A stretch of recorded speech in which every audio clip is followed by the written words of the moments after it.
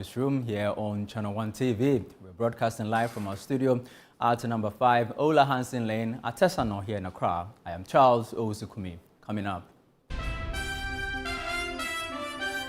Electricity Company of Ghana recovers over 1,000 missing containers at Tema Port after ministry probe. I'm happy to say that we have traced all our containers and we started moving them from the port. Also coming up, Communications Minister Sam George announces review of broadcasting bill and urges stricter oversight of new media. My ministry will collaborate with the Ministry of Government Communications and other key stakeholders to take a dispassionate look at the current broadcasting bill with a view to making it reflective of the nuanced realities of today's world. Ghana Tourism Authority calls for collective action as illegal mining pollution shuts down Kwenyako water treatment plant. My plea to all stakeholders is that we must make sure that we preserve some of the relevant resources that we are endowed with, because it is our backbone. It is our backbone. Once we allow these resources to deplete, to finish, it means that our sustainability, inclusive of tourism. Later in the bulletin, Railway Workers Union suspends planned strike as National Labour Commission steps in but threatens action if demands remain unmet.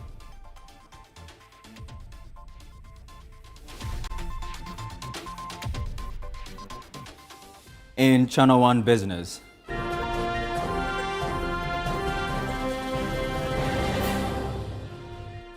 World Bank attributes Ghana's 2022 economic crisis to structural weaknesses, not just external shocks.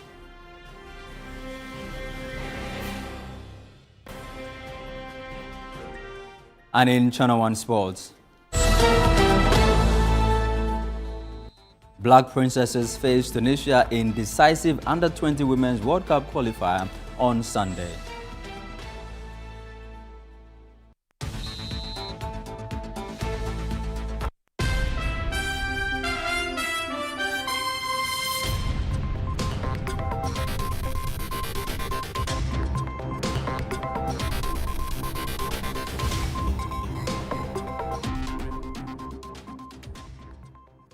Thank you for your time. Here now are the details of our stories. And we begin with the Electricity Company of Ghana. The company has confirmed the retrieval of over 1,000 containers of ECG consignment previously reported missing from the Tema port. Now, following reports of the missing containers, the Energy Ministry set up an investigative committee leading to the tracing of 2,637 containers at various terminals within the port.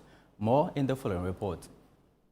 The containers, which carried vital consignments for ECG, were part of a larger batch whose whereabouts sparked public concern earlier this year. In response, the Ministry of Energy launched an investigation to establish the status of the shipment. That effort has now led to the identification of over 2,600 containers traced to different terminals within the port area. ECG told Parliament's Energy Committee that more than 1,000 of the containers have since been retrieved from the port. We have started moving our containers from the port. So far, we moved over 1,000 containers. Again, when we met in May, the news was that we couldn't trace a lot of our containers. I'm happy to say that we have traced all our containers and we started moving them from the port. The power distributor also confirmed that it has renegotiated its controversial revenue tracking and payment collection contract with Haptel, reducing the commission from 3% to 1.65%. I'm also happy to announce that Haptel and ECG have signed an amendment to the contract, and we have reduced the commission that we were paying to Haptel from 3% to 1.65%. Meanwhile, during the committee's engagement with the Volta River Authority, concerns were raised about encroachment on the authority's regulating and metering station at Tema, as well as other installations. any breach of that pipeline due to gas leakage and due to the activities of welders, people cooking, people selling, doing hot works around the gas pipeline, if there's any leakage, the explosion, that will occur. Is that what the situation is? That is what the situation is. The lines have been encroached total. So WAPCO is even scared of increasing the pressure on the gas pipeline to bring us more gas into the country for us to use for cheaper power generation. And WAPCO is trying to do everything possible to increase that volume of gas by increasing the gas pressure. And because of the pressure, they are not doing it. So we are limited with the amount of gas that we can take at Tema to help power generation and improve the economy. But what we are saying that if any breach occurs, we will lose the gas facility, we will lose the investment, that's the power plant over there, which is about 2 billion plus. And getting those power plants back will take about 6 years. So the effect on the economy of this country is huge. Committee Chairman Emmanuel Bedra appealed to national security to urgently step in and safeguard the installations. This is more of a national security concern to all of us. And not only national security concern, also environmentally is a concern to we, the members of the Energy Committee. And therefore, we are appealing to the national security as well as the military to take charge. Tema Development Authority as well as Tema, those who are giving permit to the residents who are built in this enclave. We want them to take action immediately. The issue of encroachment on critical national installations has become a major feature of these engagements between the Energy Committee and these agencies under its supervision. Well, the committee is urging national security to take a keen interest in the matter and protect these installations belonging to the VRA and Gridco. For Channel 1 News, Charles Osukumi.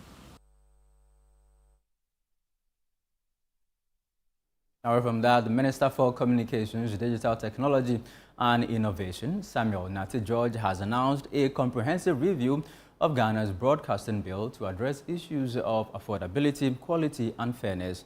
He also urged regulators to tighten oversight of new media platforms to eliminate money doubling schemes and adult content. The minister made these remarks at the Africa Media Bureau's forum dubbed Broadcasting at the Crossroads, Shaping Ghana's Electronic Media Future in Accra on Friday, September 26. Channel 1 News' Samuel Akom has more. On Friday, September 26, the Africa Media Bureau, a pioneering organization committed to reshaping Africa's media landscape, hosted its flagship event in Accra under the theme Broadcasting at the Crossroads, Shaping Ghana's Electronic Future. The forum brought together key industry players to deliberate on the challenges and opportunities facing the sector. Former President John Ejekum Kufuor led calls for transformative reforms, proposing the creation of a Pan-African media agency headquartered in Accra or another major city in Africa. He argued that such an institution would empower the continent to tell its own stories, bridge colonial-era linguistic divides, and foster deeper cultural understanding among African nations. How many of the platforms are managed and driven by us? You stop a person in the streets of Accra. You want to discuss something, say in Nigeria, you'd be lucky if this person would know anything.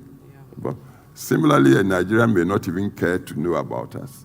But if the professional media people would find a way to establish a powerful media agency, I've cited Al Jazeera, say here in Accra, very African, to tell African stories. Echoing the call for innovation and reform, Communications Minister Samuel Nate George revealed that his ministry will collaborate with stakeholders to review Ghana's broadcasting bill. He said the review will align the bill with today's realities, addressing growing concerns about affordability, quality and fairness in broadcasting.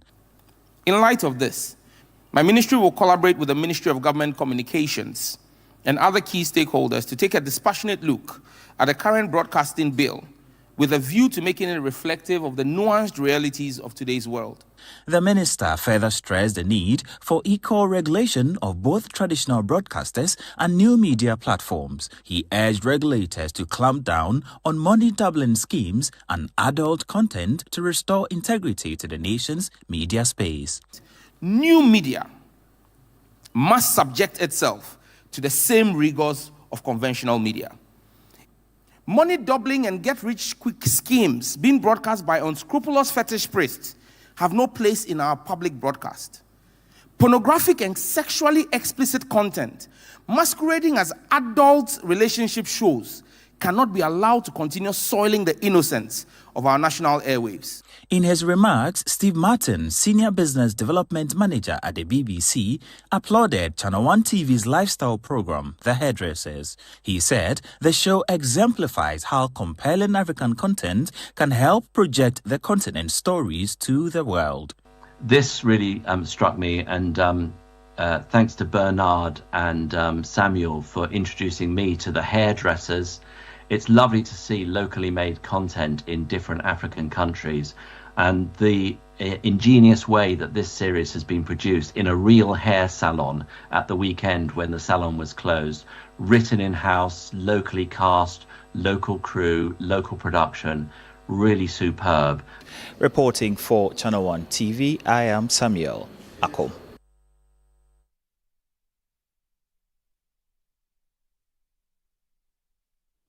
The Ghana Tourism Authority is urging collective action to protect the country's natural resources, especially water bodies. Now, this follows water shortage in parts of the central region where the Konyako water treatment plant has been shut down due to heavy pollution of the Ayunsu River by illegal mining activities. Our Central Regional Correspondent, Akwesiado, has more. Staff of the Accra West Regional Directorate of the Ghana Tourism Authority, together with students from the Amuzukope Real Faith Cluster of Schools, embarked on an ecotourism tour of the Wager Headworks of Ghana Water Limited to mark this year's World Tourism Day, themed Tourism and Sustainable Transformation. The tour offered participants first-hand knowledge of how water is treated, starting from the damming point to the final stage of production. For the junior high school students, it was an eye-opening experience that not only thrilled them, but also deepened their appreciation of the need to protect essential resources like water, which is critical to human survival. Some students who spoke to Channel One News appealed to authorities to take stronger measures to safeguard Ghana's water bodies from illegal mining and other harmful practices, such as unregulated fishing.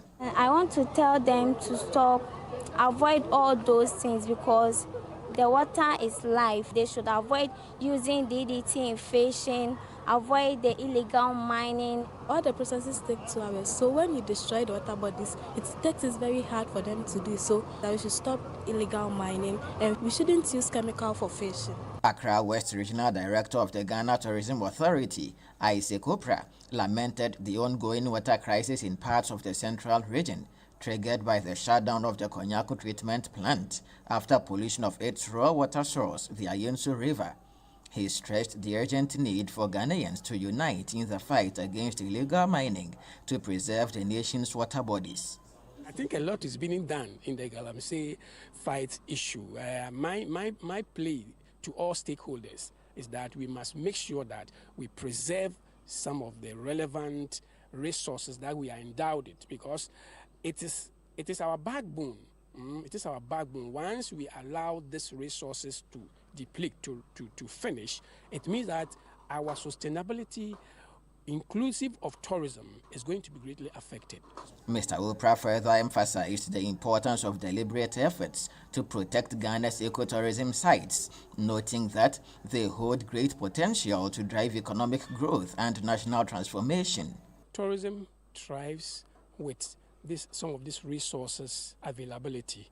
If there is a water body that can be harnessed for, recreation, for touristic purposes and other things, yes, it helps tourism to sustain. The Ghana Tourism Authority is making this passionate appeal to Ghanaians to protect our water resources. For the Channel One Newsroom, I am Akwesiado. Wager. Well, let's stay with illegal mining. That deforestation and the use of harmful chemicals by farmers are severely degrading the Tano Basin, according to new research by the Water Resources Commission with support from Arusha, Ghana. At a two-day workshop in Sunyani, experts stress that stronger collaboration among all stakeholders is essential to safeguarding the basin, which provides water to 6 regions across the country. Channel 1 News' Michael Saponfum has more. The Tano River is a lifeline for millions, serving communities in the Bunu East, Bono, Ashanti, Ahafo, Western North and Western regions. It feeds 3 major treatment plants at Stanoso, Abisim and Achensia. But the river's survival is under serious threat. Illegal mining, rampant deforestation, and chemical pollution are eroding its ecosystem, especially in downstream areas of the Western region. That's according to fresh research findings by the Water Resources Commission, supported by Arusha, Ghana. At a 2-day stakeholder workshop in Sunyani, participants emphasized that only effective coordination and shared responsibility can protect the basin. From what we have seen, and also one of the key things that came out of this engagement was that if you take the northern half, it's quite intact in the sense that nobody has trespassed or encroached on the river channel. But as you move down south from the Samrao Boy area going towards the Lubu area, because of the extensive illegal mining activities, we know of the Tano Nimiri issue and other illegal mining activities. That is what has seriously compromised the basin. And so I think that the results are even showing that there's also heavy metal pollution which start from those areas, and also there are a lot of the deforestation we observed through this discussion is also coming from those areas. So that means that we really need to intensify actions to deal with the illegal and irresponsible mining that is seriously taking over our river systems and our land. Deputy Director at the Tano Basin Secretariat, Solomon Danso Ankama, outlines how the Commission is working with partners to safeguard the river.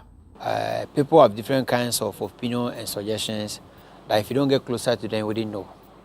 So we try as much as possible to get involved all key stakeholders, especially the MMDAs. We have the coalition of water and sanitation, those NGOs also into environment and water resource management. Traditional leaders were also urged to take an active role. Nana Eje Koko, Petty Free, Baye Amand II, Omahini of Trabodom, appealed to chiefs along the basin to lead efforts in protecting the Tano River. And as traditional leaders, we also have a mandate towards the protection of the Tano River basin. And if we don't act now, we don't know what will happen next. So Nananum have a duty, and the duty is to sensitize our people, to let them understand why the river bodies need to be protected. Stakeholders believe that effective collaboration is the surest way to win the fight against galamsey in the country. For Channel 1 News, Michael Saponifum, Sunyani. Well, let's now do some politics. And as the race for the NPP's 2026 presidential primaries is heating up, as aspirants intensify their nationwide campaigns. Now, following the vetting of all candidates, Dr. Mahmoud Bawumia has been touring the eastern region. Dr. Brianna Champong is also in the eastern region. Dr. Yawase Dutum is in the Ashanti, Kennedy Japong in the Bunum, and Kovne Japong in the Greater Accra region. For more on Dr. Bawumia's campaign, we were joined in studio by Dr. Ekuyamwa. She is an aide to the NPP's 2024 flag bearer. Doc, the name good is evening to you. Amuakun. Amuakun? Yes. Oh, Amuakun. Yes. All right. Apologies. You're forgiven. You're welcome to our studios. Thank you. Well, so when Dr. Bawumia finished with his vetting, he said he was getting right into the campaign. Looks like he started already. How was the Eastern region? Well, the Eastern region was a very welcoming experience. It has actually been pleasantly surprising to all of us, the reaction that we've been getting back from the party people. We started this kind of preliminary tour in Ashanti region last week or so, and again, the reception was just awesome. The reception from the party, current executives, the former executives, the members of parliament, the former members of parliament, indeed all the rank and file of the party. And we saw a repeat of the same thing in the eastern region with very high spirits. And it was quite obvious that the spirit of the MPP was still strongly behind Dr. Mahmoud Bawumia. So where are you guys going next? We are going to the central region on Monday. So we'll do 2 days in the central region and then we'll come to Greater Accra before we then hit the road for the main constituency by constituency tour. All right, let's go back to the Eastern region. Okay. So there were some endorsements for him from some members of parliament, I think 15 of them. Yes. I mean, your opponents say that, I mean, this is what, fan-fooling, and that, you know, they don't really support Dr. Bawumia, they're just doing it for the cameras. Yeah, that's very interesting. You know, as I was saying before we got on air, in any contest, when you hear one side beginning to complain a lot and always make excuses, it just means one thing, that side is losing. But I would go directly to the question you asked. You see, I hate when we try to create this impression that people are manipulatable or like they are clay in the hands of people to be molded. I don't think the members of parliament are children, of course, or they can easily be manipulated to do A or B. It's especially in the current context that we have, it is not so easy to show your face on one side and then go to the other side. So for all of them to boldly come forward and be speaking to their constituents on behalf of His Excellency Dr. Mahmoud Bawumia, I don't think it's a small thing. But again, I also see how our opponents will try to downplay this kind of event. It only means that it really hit them at the core of their campaigns. What is your strategy? I mean, because it looks like Dr. Bawumia's opponents, they wait for him to make a move and then they sort of downplay it. Mm-hmm. What is Dr. Bawumia's strategy? He says that he's selling his ideas across the country. Aside that, I mean, what else is he doing? Well, I think that's basically the entire strategy. I mean, the best I can put out here in public is exactly what you said.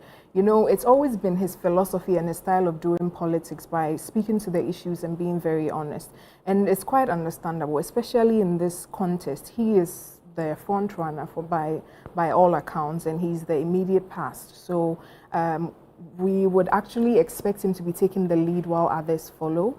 It can get a little distracting to constantly have to be fending off attacks from our own people and then from trying to also keep the NDC government on their toes. But it's quite understandable considering the situation that we find ourselves in. So that's exactly the strategy. The strategy is to go back to the delegates of the party. These are people His Excellency Dr. Mahmoud Bawumia has been working with for a very long time.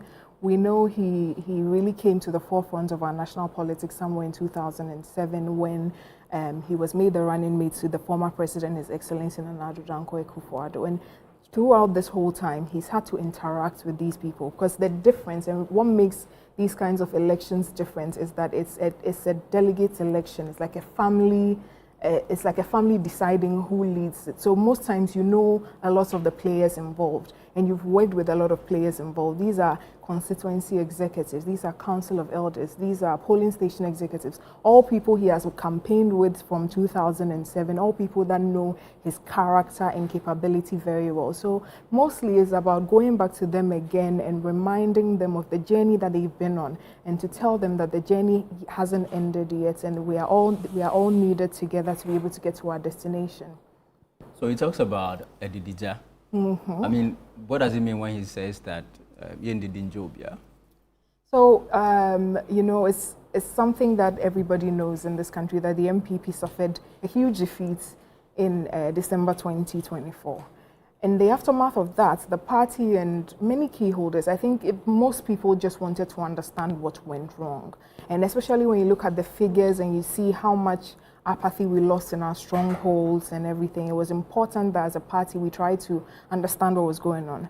And one of the main issues that kept coming up is the neglect of the grassroots. They felt neglected, they felt left behind. And these are concerns that His Excellency takes very seriously because what we all have to take note of is that a political party is basically like a machine, is an organization that works for power. And people usually expect that at the end of all of that, not devoid of qualification, obviously we will look at qualification, but they would expect that at the end of that, all of that, there is some appreciation because, I mean, not to just digress, but we look at the NDC right now, we've seen situations where people are fighting over school feeding slots, people are doing that, and if things like that continue to fester, the people that felt like they put in so much effort in opposition, they did all the house to house, they did all the work, if it continues to be a trend that they are not involved in the decisions of governments and in the policies, it sort of brings some apathy. And we realize that that's a big part of what affected our figures. And so that's something that he wanted to improve. And even if you look at his promises for the primary going into 2023, it's almost as if he could foresee some of these things, because a lot of these promises are promises that he made in 2023 during the primaries, that appointments will be made more fairly. Because let's face it, I know sometimes people find it weird when we are talking about these kinds of things at this time. But the truth is the commander-in-chief or the president of the country would have to form his government. He would have to make appointments. And those appointments have to be done looking at credibility and competence, but they also have to be done evenly across. Of course, an affiliation to the party. Yes, of course. I don't like trying to hide from that, but all of that is important. And it's also important that it's shared evenly. So if it is 10 per constituency, then at least everybody feels involved in the process. Okay. Then another thing that he noticed was the welfare of our party people. There are even polling station agents where undergoing their duties, maybe posting flyers or something, they get into trouble. We met this young man in Central Region who had been electrocuted, undergoing his duties as a polling station agent. And it's sad that right now as a party, there's no safety nets for those kinds of things. So he also spoke about setting up a welfare system for the delegates so that their needs can better be attended to. The third one was something that I think would really go a long way to help our national development in general, which is the constituency-based budgeting, to decentralize the way we do our budgets so that the people would actually receive what they need. Finally, before I let you go, is Dr. Bawumia a winnable candidate? I mean, there are arguments that his performance in 2024 means that he cannot take the presidency for the NPP in 2028. From what you've seen going around the country with him, do you think that he is a winnable candidate for the NPP? I do believe he's absolutely a winnable candidate, and I hope you give me just a few minutes to 30 seconds. I need like a little bit, because I think this is one of the biggest questions that people use. Okay. And to me, I think it's quite simple. Again, we spoke about how Dr. Bawumia was the front runner in pole position. And there are a lot of things that have been done and said about him that it makes it quite difficult for opponents to come up with clear messaging. That's usually how I see it. Because if you want to go on having lost an election, funny enough, all the other main contenders in this election have lost. One contender lost the primaries, didn't even get up to 40%. If it's about previous defeats, he should also be counted out. Another contender contested in one constituency, lost about twice before settling where he is and won. Mm-hmm. So I always say that it's never been the case in this country that a prior defeat has been used as like a trump card to say somebody is not winnable. Right. Dr. Bawumia has been marketed the most, and even considering the very tough election that we had in 2024 with most incumbent governments losing, he was still able to get up to 42%. So I don't think the argument that he's not a winnable candidate holds at all, especially if you are comparing it to the other candidates, because it's clear that he's been around the country. Everybody knows him. I don't know if you saw that video of I think it was school children, and they were asked who was the vice president of this country. I don't know if you've seen that video. No, it was a delight. I think you should see it. About 8 out of 10 of the kids actually thought currently our vice president was His Excellency Dr. Mahmoud Bawumia. All right, I think we need to go. Yeah, so I think done more than 30 minutes. When it comes to winnability, right, it's thank clear. You very much. Thank you All very right. much. Dr. Kuya Amwaku, she's an aide to NPP presidential aspirant, Dr. Mahmoud Bawumia. Away from politics, the Railway Workers Union of Ghana has called off its intended strike following a directive from the National Labour Commission. The union had earlier issued a statement dated September 15, announcing its intention to embark on a strike and peaceful picketing on September 30 due to delays in the payment of salaries and legitimate entitlements. The statement highlighted the financial hardships and health implications faced by its members as a result of the delays. However, in a letter dated September 24, An address to the Greater Accra Regional Police Commander, the union indicated that the NLC had agreed to meet with its members and negotiate on its demands on September 30, 2025. The union further states that it will proceed with the planned industrial action if its demands are not resolved.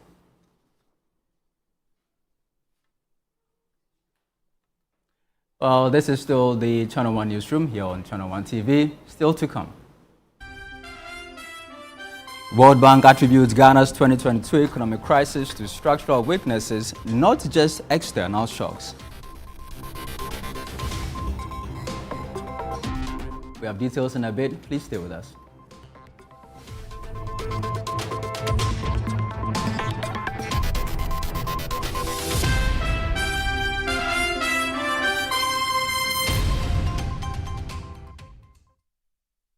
DSTV means choosing.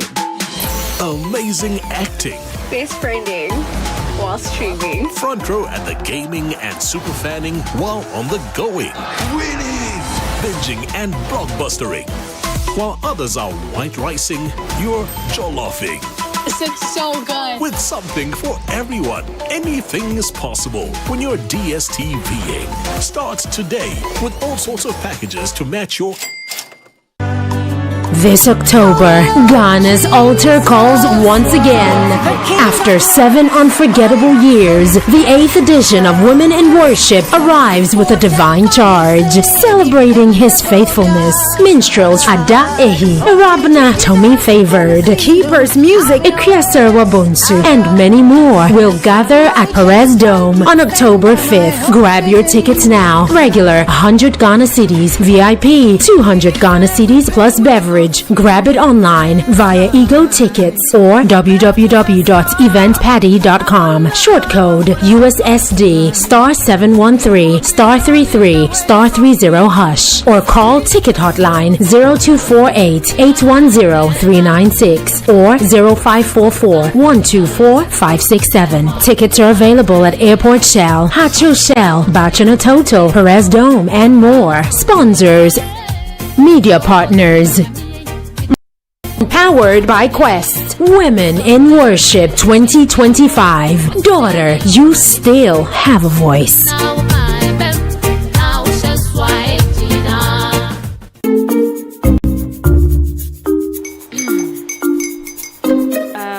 Kwame and his uncle are almost here. Wait a minute. This one too, your friend Kwame. Wait, Kwame. As in the same Kwame again? Yes, Mommy. I'm the second coming. Into all this tension just to reintroduce that broke boy from Kaswa. Why would you deceive the family like this again? Now I understand the whole delay. Troll from Kaswa dear. Why wouldn't he be late? Obey you later. Of course.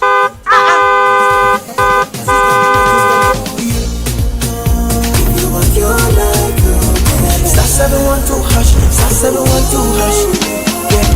You go be the luckiest. Coffee from Georgia be luckiest. From Latveria, cause she be luckiest.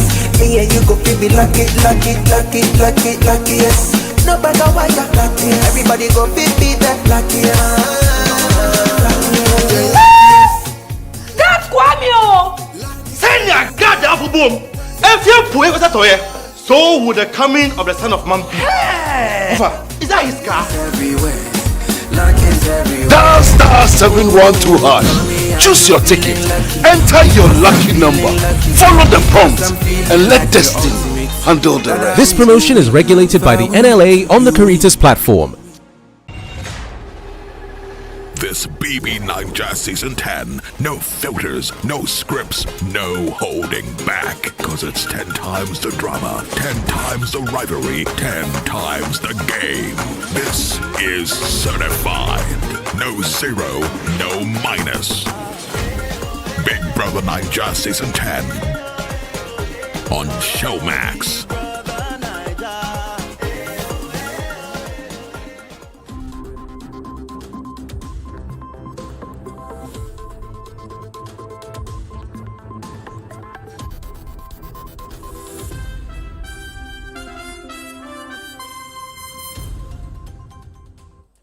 Welcome back to the Channel 1 Newsroom here on Channel 1 TV.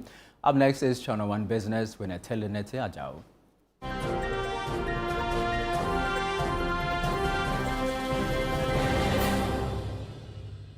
Channel One Business is brought to you by MTN and EcoBank.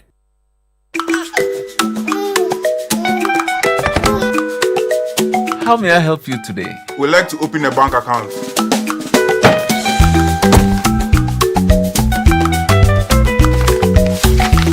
Sign here, sign here, sign here, and here. And now you draw direction to your house. I need your thumbprint. And I'll need your birth certificate too. No, I need the original. A lot has changed since you banked like this. So have we. We've made it easier than ever to open an account online and bank on the go through our mobile app, online banking, and more. EcoBank, a better way to bank your way. Sign here, and here. EcoBank, the Pan-African Bank. Hello, Natalie. Hi, Charles. You're welcome. How are you? I'm fine, and you? I'm well. So what's the World Bank saying? I mean, we've always known that the previous government, blamed the 2022 economic crisis on COVID. But COVID, what the World Bank is saying that no, Ukraine we already had Russia structural issues, policy issues, so we can't blame it fully on COVID, even though COVID, there was it did have an impact. It had an impact, but it brought out those structural things. issues in the economy. All right. Before that story, the Minister of Communication, Digital Technology and Innovation, Sam George, has cautioned that government's continued financing of the digital terrestrial television platform is financially unstable. He asserts that the current arrangement placed an undue burden on the public purse and called for a collaborative approach to secure a more sustainable funding model. There's more in this report. Ghana's media's landscape is in a transition as it races to meet changing consumer demands. At the broadcasting at the Crossroads Forum, organized by the African Media Bureau with Channel One TV and City FM, the Minister of Communication, Sam George, revealed that a stakeholder meeting will soon be held to find sustainable solutions to the funding challenge. The over 45 stations on the platform have not paid any fees for the 10 years the platform has run for the operation and maintenance of the transmission network. The government of Ghana has borne the cost over this period, thereby subsidizing private enterprise. This is not sustainable and must come to an end. The free ride, the bus that gives us the free ride, has run out of gas. We need to find an environmentally friendly and sustainable means of fueling the DTT bus. Former President John Agyekum Kufuor also stressed that Ghana's economic framework has not offered enough support for media growth. The only thing is the economy hasn't supported them to be too independent. And we talk government media houses. Ghana Broadcasting, I don't say it's muscle. Graphic Times. If we leave them to themselves, I tell you, they will die tomorrow. Meanwhile, the National Communication Authority is preparing to roll out commercial digital audio broadcasting nationwide, following a successful pilot in Accra and Kumasi. Right now, we did a pilot. We are in the process of getting an infrastructure operator to take over the pilot, which in due course it will be done. So we say, watch the space for DAB. Very soon, the NCA will launch commercial DAB. The broadcasting at Crossroads Forum was proudly brought to you by Africa Media Bureau in partnership with Ministry of Communication, Digital Technology and Innovation, and was proudly sponsored by KNET and WAPS, and was supported by Channel One TV and City 97.3 FM. The Africa Media Bureau Forum concluded with calls on stakeholders within the media space to enhance their reach, revenue, and reputation across all sectors. For Channel One Business, I am Emmanuel Opon. Now, the World Bank has pushed back against claims that Ghana's 2022 economic crisis was primarily triggered by external shocks such as the COVID-19 pandemic and the Russia-Ukraine war. In its latest assessment in a report titled Transforming Ghana in a Generation, the Bretton Woods institution said the deterioration in global conditions only exposed an economy already beset with deep structural vulnerabilities and precarious macroeconomic conditions. More in this report by Daniel Sakiti.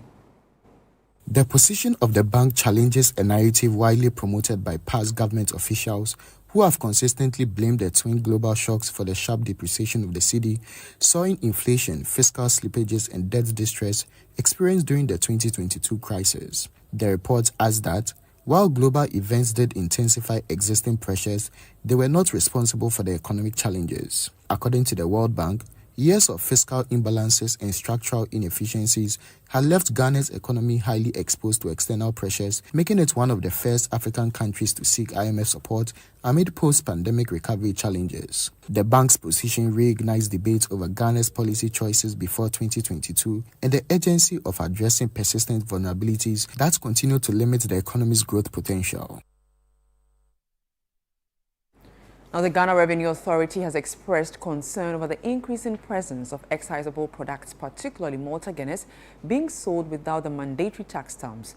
Commissioner of the Domestic Tax Revenue Division of the authority, Edward Appenton Jamra, revealed that the excise tax revenue on Malta Guinness has dropped drastically from 52 million Ghana cedis in May 2025 to 8.9 million Ghana cedis in August. This report has more details. The operation followed a complaint from Guinness Ghana Breweries Limited about untaxed imports from parts of West Africa. Corporate Relations Director Sylvia Owusu-Ankoma confirmed the company's concerns. The volumes of Malta Guinness or the malt drink in the market, the volumes have not dropped to the point why there are still imports coming in. So in terms of consumption, our consumers are still purchasing Malta Guinness. What is being distorted is the fact that these products are coming in untaxed. And if they're evading, it means at a price point, they are more competitive than those of us who are manufacturing locally here in Ghana. Commissioner of the Domestic Tax Revenue Division of the GRA, Edward Jamra, warned that the practice is distorting fair competition and reducing domestic revenue. As at May, we're getting tax revenue of about 52.1 million. This dropped to 34.4 in June. In July, it dropped to 23. Now, as at August, this has dropped to 8.9. And this is a very worrying trend. And this is as a result of the smuggling and evasion that we are talking about. After the raid in markets around the Central Business District, including Tudu and Mokola, head of excise unit at the GRA, Kwapna Apau Iwa Anto, said the exercise will continue until all retailers comply. We want to make sure that all these products make or have the stamps affixed to them, because they compete with other locally manufactured products, like the malt drink manufactured in Ghana. And so if these products succeed in coming in without the taxes being paid on them, they have undue advantage over the locally manufactured products. But so they are collapsing our local industries. So we have to make sure that all the products on the market are actually affixed with the stamp to indicate that the right taxes have been paid. And so this exercise today, that will continue next week and the weeks ahead, is to make sure that we rid the market of all uncompliant products in the market. Let's now check how the local currency is performing on the interbank market.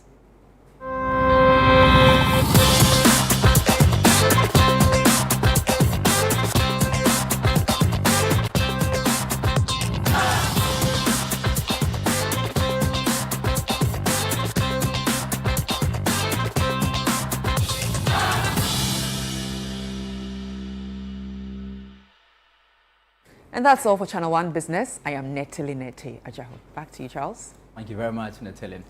Let's now take you to the Ashanti region, where traders and business owners along the Santasi-Ahonjo stretch leading to the Santasi runabout in Kumasi have agreed to vacate the area following an evacuation notice issued by the Kumasi Metropolitan Assembly. The affected traders, however, are appealing to government for financial compensation to ease their relocation.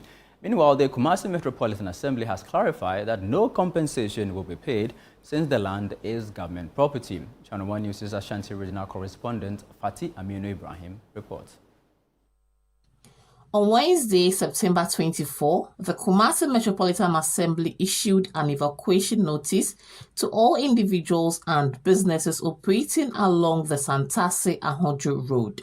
According to the Assembly, the directive is to pave way for the construction of a dual carriageway funded by the Japanese International Cooperation Agency, JICA.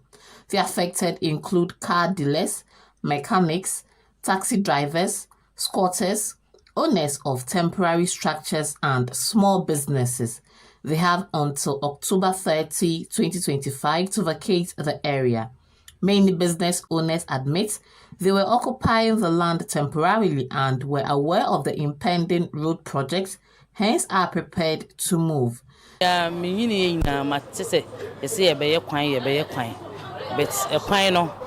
Na expect say last year say 2025 September ya hwa omo mind no akwa na nya na ntie say omo now say omo be say the ndim ni aban ntwe ne bebre omo say eno na mete say ya ye wokwan ho ne yentu na omo be ye kwan na omo ne ye di hia dada te ne yenim se bia emre no be so saa tamu enti yen so yeni asem bia ye ka kire aban a wo be ye kwan no se be wo krom na se okrom eye fe a me fi se ni na epegya kro no. They have, however, appealed for government compensation to support their relocation efforts. Me say ja yeni option bia ko ma ye kakra na enti me fan kodutwa ye ho e wo bebi ebenya tena aye ejuma ti ade se de no. But the KMA insists no such compensation will be provided, stressing that the land belongs to government. The Assembly's Public Relations Officer, Henrietta Efia-Konedu-Abuaji, explained the position. For the conversation that we've had so far about the construction with the JICA people, there's no mention of compensation for anyone because, one, the place is a road reservation.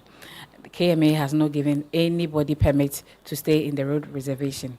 The conversations that we've had with them, we've told them that there's plan for the government to come and do this for us, and we need it so that we can have free flow of traffic, and so they will have to move. Although the affected traders have agreed to vacate the place, they're however appealing to the government to provide compensations for them. For Channel News, I am Fatih Aminu Ibrahim, Ashanti region. Now, the Eden Heights Sports Complex, host of the 2025 City Business Olympics, says it is fully prepared to deliver the best sporting experience to participants. The annual event, Ghana's premier corporate sporting competition, brings together companies to showcase their sporting skills, strengthen bonds, and have fun. Over 40 companies will on Saturday, September 27, converge at the Eden Heights Sports Complex in Accra to compete in the 2025 City Business Olympics. Numerous medals and the ultimate grand prize will be at stake. Speaking on the City Breakfast Show, representatives of Eden Heights assured that their ultra-modern facilities will give participants an unforgettable experience. At our sports complex, we have the indoor gym, we have outdoor gym, we have the standard pool, we also have a standard football pitch. Yeah, there's a whole lot. You have table tennis. Yeah. They further disclosed that the winner of the 2025 CEO's Challenge will enjoy a free 1-week stay in a fully furnished 4-bedroom apartment at the Eden Heights Sports Complex. At the CEO segment, the winner of the CEO segment stand a chance to enjoy our fully furnished 4-bedroom apartment with his or her family for a whole week. For a whole week? For a whole week. The winner of the CEO's Challenge? The winner of the CEO, the CEO Challenge. The 3-bedroom, 4-bedroom, the 4-bedroom. 4-bedroom. The 4-bedroom. For the whole week. They can even come with their relatives or friends. Yeah, but the maximum people we are expecting is 5. 5. Yeah, 5. Meanwhile, defending champions GCB Bank have promised nothing short of an outstanding performance. if they have not prepared, as we speak now, it means that they should better not come there. Because it's not going to be easy. I mean, if you are coming to meet 9 times or 8 times consecutive champions, okay, what it means is that you should have done your preparation since last year when City Business Olympics ended. So if you have not done that, definitely you are just coming to have fun and go back. The City Business Olympics 2025 is powered by City FM and Channel 1 TV in partnership with Side Hustle, and it's proudly sponsored by UMB Bank and Eden Heights Sports Complex and supported by Bethel Logistics, Dampong Healthcare and Hallmark Cafe. This is the Channel 1 Newsroom on Channel 1 TV. Still ahead. Black Princesses face Tunisia in decisive Under-20 Women's World Cup qualifier on Sunday. Details in a bit. Please don't go away.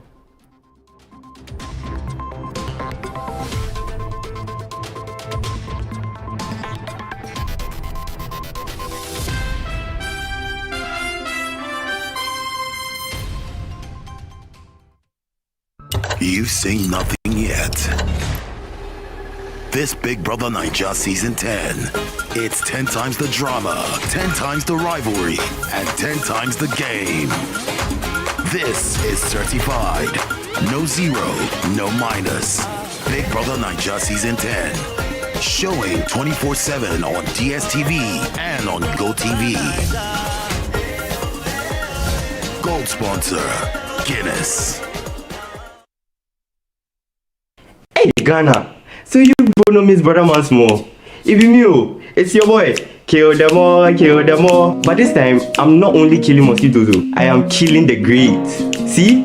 This wouldn't have been possible if I didn't have the perfect mosquito-free atmosphere. Thank you, Out Insecticide. And yeah, Out Mosquito Coil. For a mosquito-free atmosphere, trust Out to... You are not serious. Out Insecticide. So ya boa, faha.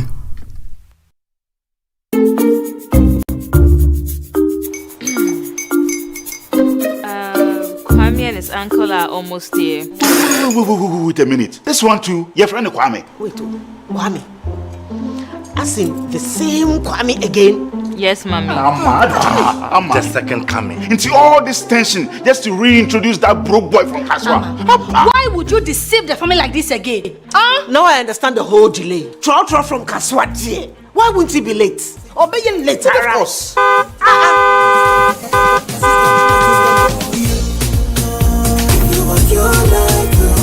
Star 712 hash, star 712 hash.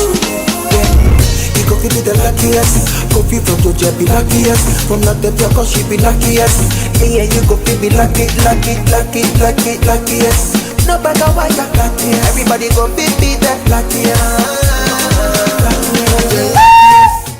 That's Kwame! Send your God up boom.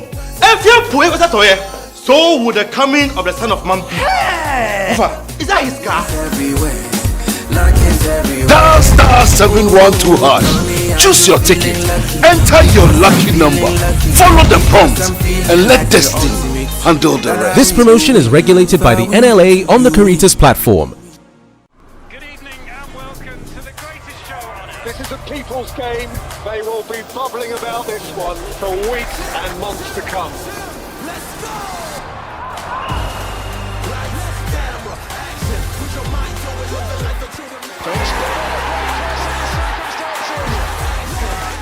It's on SuperSport all season long. Pay your subscription today. Dial star 759 hash. Available on DSTV and GoTV.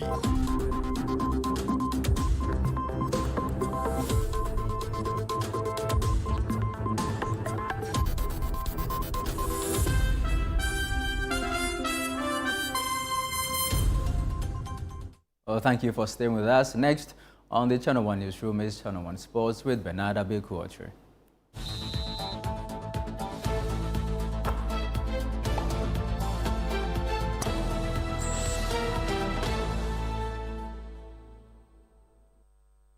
Hello, Abeku. Good to see you. Good to see you too. What do you have? We have our national team in an important competition qualifier. For the Under 20 World Cup? Yeah, so let's get into it. All right. All right, now, Ghana's Black Princesses, who are aiming to qualify for their 8th consecutive Under 20 Women's World Cup, will face Tunisia in the second leg of their qualifier at the Accra Sports Stadium on Sunday. A win over the North Africans will set up a clash with South Africa in the next round of the qualifier. My colleague Gabriel Fair was at the training grounds at the Accra Sports Stadium and report. Ghana's Black Princesses are looking to qualify for the U20 Women's World Cup, which will be scheduled to take place in Poland next year. Now, the Black Princesses started the first leg against Tunisia with a comfortable win, beating Tunisia in Tunis by 2-0. And they have been prepping ahead of the second leg against Tunisia at the Accra Sports Stadium on Sunday. Now, behind me, you can see the team taking training sessions as day 2. They started day 1 after returning from Tunisia some few days ago, and it's day 2.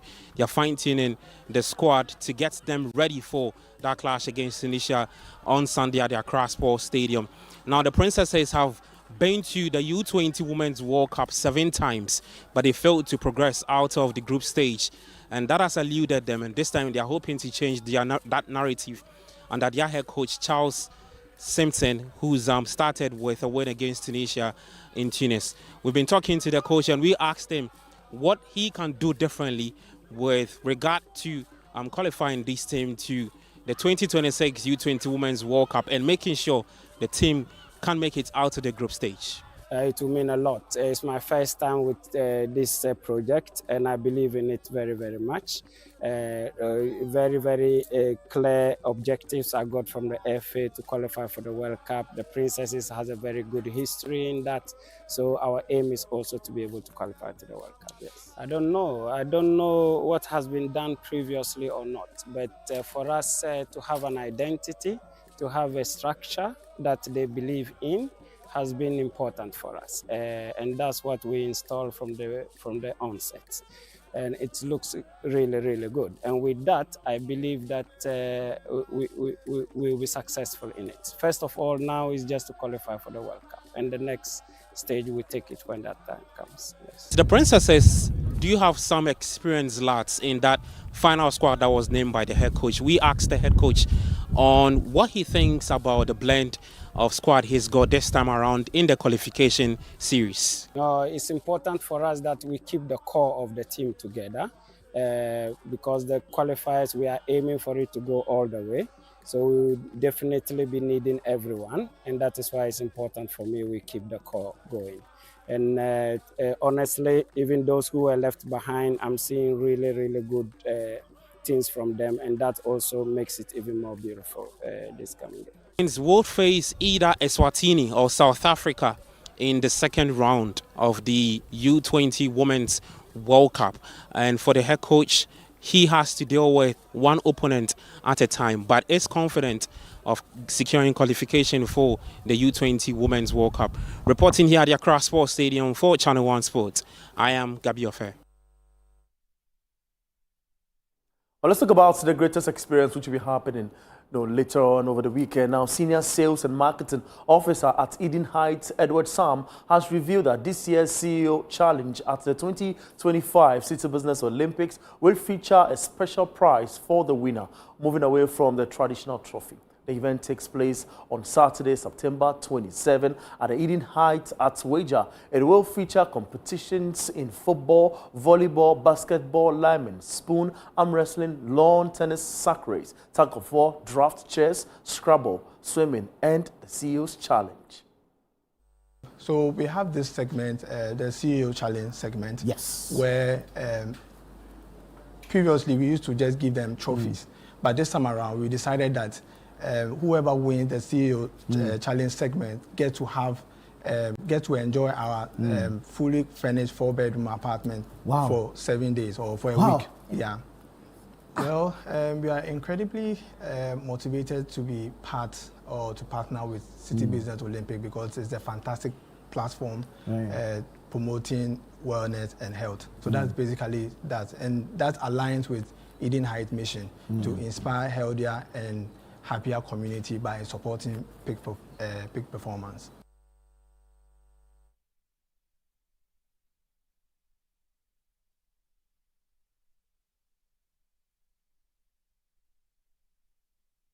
That's the latest in the world of sport, and I am Bernard Abeku. Charles, over to you. Thank you very much, Abeku. Well, that'll be all for this edition of the Channel One Newsroom on Channel One TV. Do visit our website, channel1newsonline.com, for more information on our top stories and more. Subscribe to Channel One TV on YouTube for more exclusive video content from Channel One TV. Download the Channel One TV app on the Google Play Store and the App Store. I am Charles Osukumi. Thank you for watching.